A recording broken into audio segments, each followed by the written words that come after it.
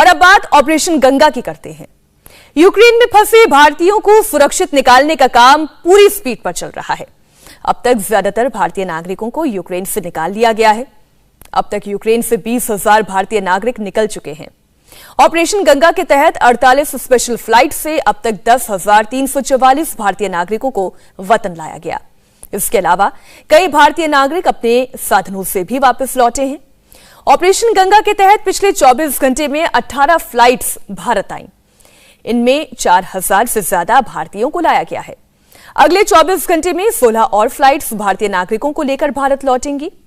Operation Ganga की full speed के बीच आज मोदी सरकार की डिप्लोमेसी का एक बड़ा इफेक्ट दिखा। यूक्रेन में फंसे भारतीय स्टूडेंट्स को बाहर निकालने के लिए रूस ने भारत की तरफ मदद का हाथ बढ़ाया। रशिया ने कहा कि खार्किव और सूमी में फंसे भारतीय छात्रों को वॉर जोन से बाहर निकालने के लिए वो भारत की मदद करेगा। Russian national defence control centre से हेड कर्नल जनरल मिखाइल मिजिटसेव ने कहा कि रूस की 130 बसेस तैयार खड़ी हैं।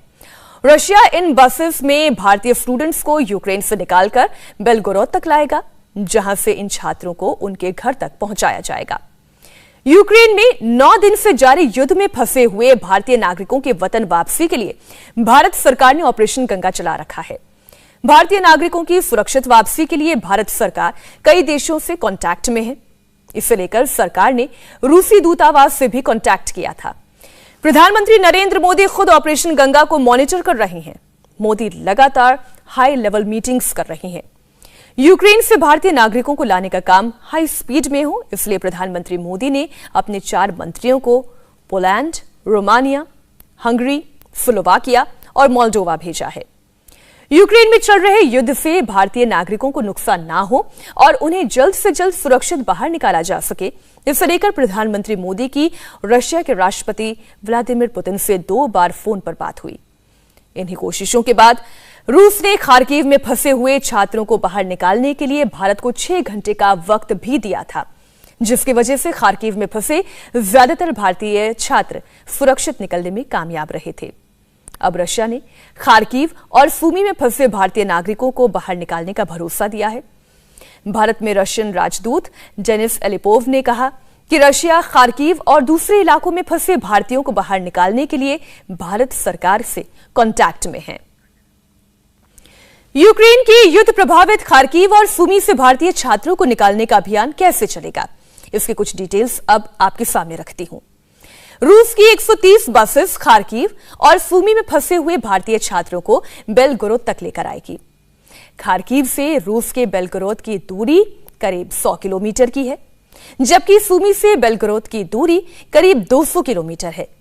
यानी दूरी के लिहाज से खार्किव और सूमी में फंसे हुए भारतीय छात्रों को बेलगोरोद तक पहुंचाना आसान है।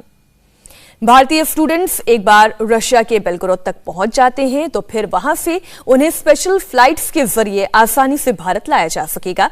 इसके लिए रशियन मिलिट्री ने अपनी तरफ से पूरी तैयारी की है। रशियन मिलिट्री ने अपने प्लेन तैयार रखे हैं और जरूरत पड़ने पर इन प्लेन के जरिए ही भारतीय स्टूडेंट्स को लाया जा सकता है। रूस ने भारतीय स्टूडेंट्स को यूक्रेन से बाहर निकालने का ही इंतजाम नहीं किया है, बल्कि रूस में इन स्टूडेंट्स के ठहरने और खाने पीने के लिए भी पूरे अरेंजमेंट्स किए गए हैं। रशिया की न्यूज एजेंसी तास के मुताबिक रशिया ने बेलगोरोद में मोबाइल क्लिनिक तैयार किए हैं, जहां डॉक्टर्स और जरूरी दवाओं का पूरा इंतजाम किया गया है। अब भारत सरकार का फोकस सूमी और खार्किव पर है। विदेश मंत्रालय के मुताबिक इस वक्त खार्किव में करीब 300 भारतीय फंसे हुए हैं। सूमी में 700 से ज्यादा भारतीय छात्र हैं। हालांकि अभी इनकी सही संख्या का अंदाजा लगाना थोड़ा मुश्किल है। यूक्रेन में फंसे भारतीयों को निकालने के लिए सरकार ने पोलैंड, रोमानिया, हंगेरी, स्लोवाकिया और मोल्डोवा में 5 पॉइंट्स बनाए थे। अभी तक जितने भी भारतीय नागरिकों को वापस लाया गया है वो इन्हीं बॉर्डर्स के जरिए लाए गए हैं। लेकिन यूक्रेन की सूमी में फंसे भारतीय नागरिकों को निकालना एक बड़ा चैलेंज बन गया है।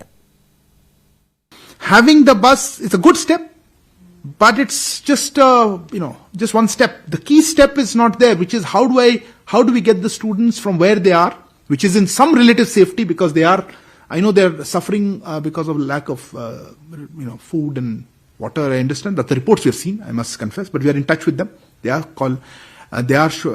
conveying some difficulties. It's a good step, as I said. But the most difficult step is actually taking them from that through a conflict zone to the buses.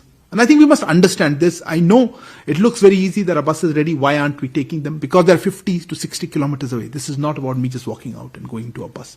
Who will, ideally if the Russian side could come in there, or if the Ukrainian side could organize buses, because this is a conflict zone, it's very difficult to organize. We are still in touch with all sides, so let's see what we can do.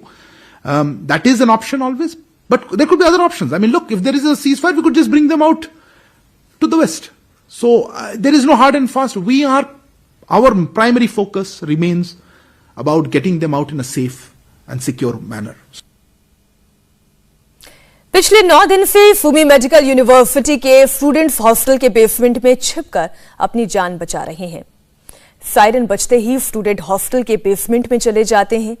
Kyiv और Kharkiv के बाद Russian army के निशाने पर सुमी है।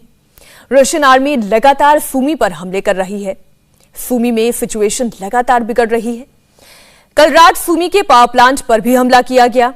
तेज धमाकों से सुमी के power plant के तहस नहस होने की खबरें हैं। इससे शहर में पावर और वाटर सप्लाई पर बुरा असर पड़ा है। शहर में अफरा तफरी का माहौल है। क्योंकि सुमी रशिया की सीमा से बिल्कुल करीब है, इसलिए लोग ज्यादा घबराए हुए हैं।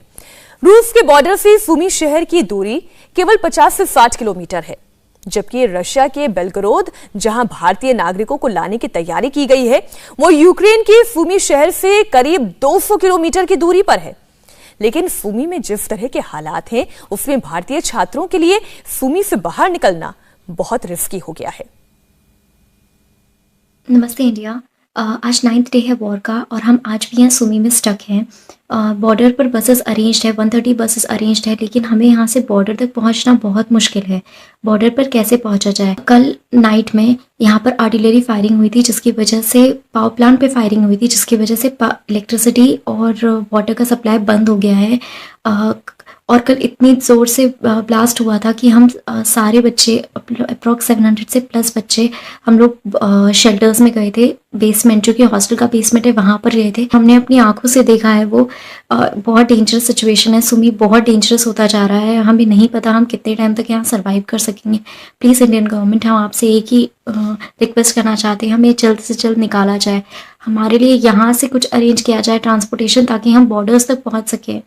प्लीज़ आप लोग कुछ कीजिए हमारे लिए। इंडिया टीवी हर वक्त हर जगह डाउनलोड करने के लिए सर्च करें India TV news Google play store या ऐप स्टोर पर।